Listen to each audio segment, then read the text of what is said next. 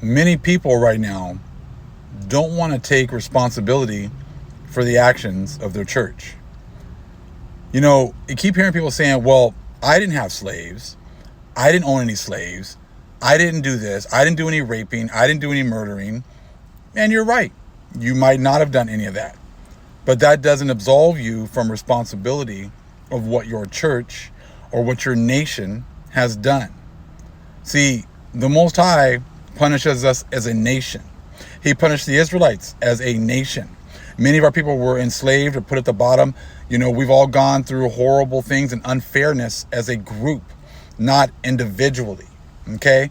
Now, prime example is this. Look, you got to understand, every single group or every single nation that has the Israelites, okay, in their possession becomes a superpower. Okay? The Egyptians were a superpower. The Babylonians were a superpower. The Persians and Medes were a superpower. Greeks, superpower. Rome, superpower. Revived Roman Empire, superpower. Now, let's take a look real fast just look at the Egyptians. We were enslaved to the Egyptians for a time, right? Did the Most High, when he was getting ready to come and bring destruction to the Egyptians, did he say, well, you know what?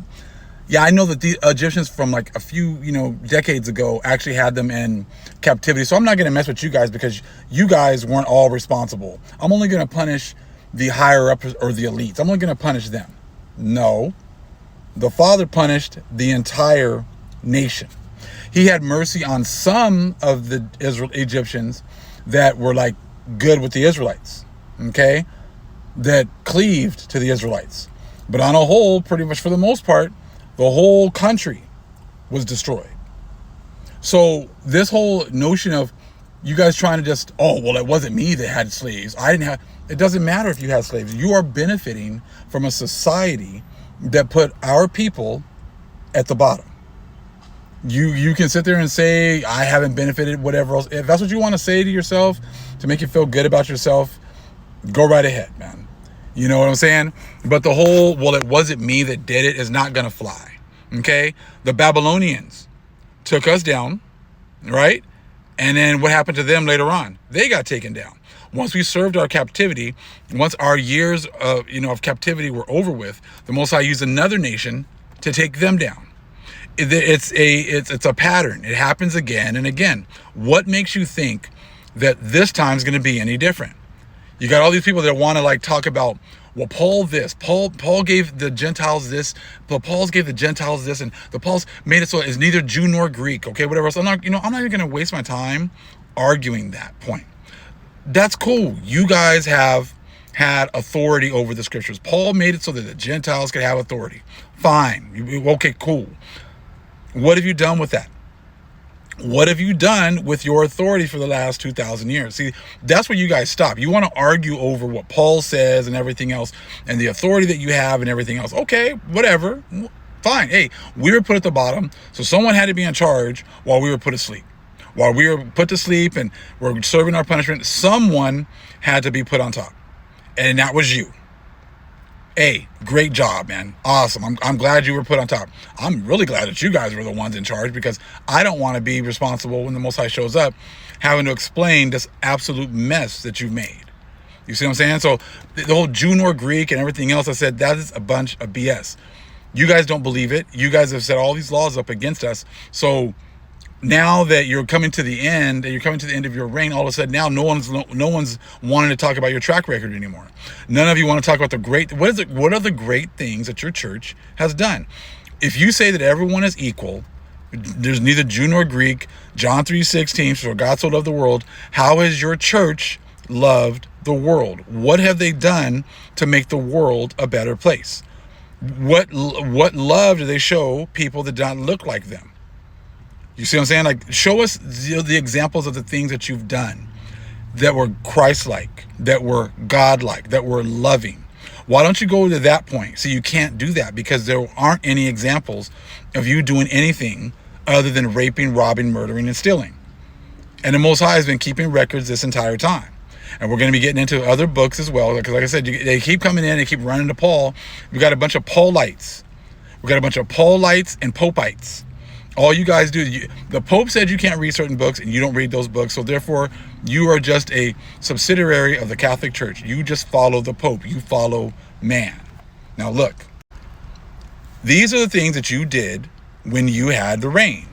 The Jews were legally the property of the rulers of the land and its kings and its princes. That has been the case throughout history.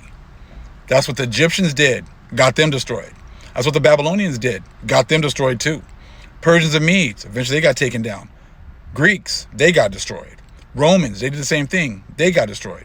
What makes you think the revived Roman Empire it's not going to happen the same thing to them?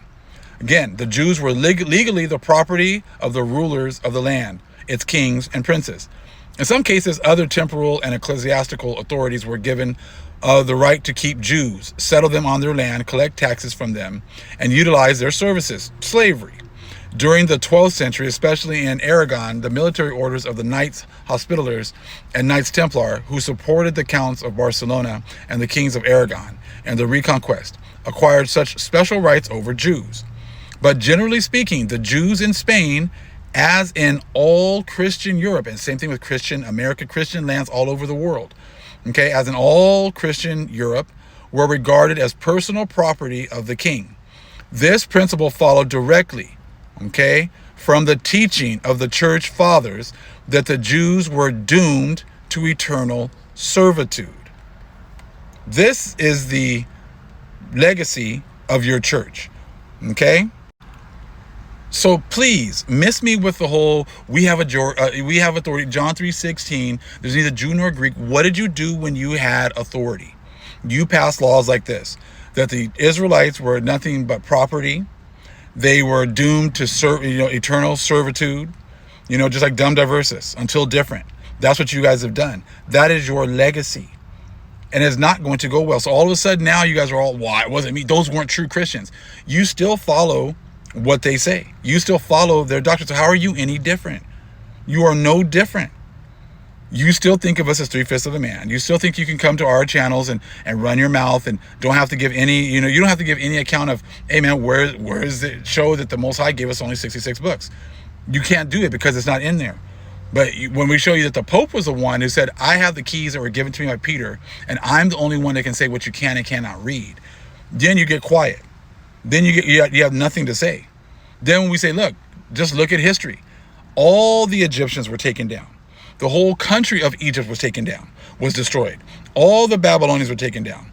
All the Greeks were taken down. All the Romans were taken down. And it all revolves around the Israelites. Every country that's had our people in servitude, in captivity, has become a superpower. So now look at America. America has been a superpower. And now it is fading, because the Most High is redeeming his people. He has redeemed us. He has awakened us. We have now come back to the Most High. He has turned his face back to us. So therefore, your power and your blessing has been taken away from you. So that's why you guys always want to talk about Paul. But like I said, is Paul going to be standing with you in front of the Most High, saying, yeah, Most High, I know you said this, but you meant this. Yeah, Most High, I know that you told your people to say this, but you really meant that. Hey, man, you better hope Paul stands in there and is your advocate. You see what I'm saying? But you don't even have all of Paul's writings. Paul wrote many other books. There's other writings that the church said you can't read, you can't look at because they go against their doctrine. So to sit there and act as if you have everything that Jesus said, you have everything that Paul says, is nothing but a bunch of lies. The whole thing that I don't have to pay because I didn't have slaves. You are going to pay for the sins of your fathers. Our people were enslaved and they were born into it. They didn't do anything, but your laws made it so that they were born into slavery. None of you stood up for them. None of you said, hey, this isn't right. This baby hasn't done anything wrong. This baby isn't guilty of anything. You just let the whole system keep going.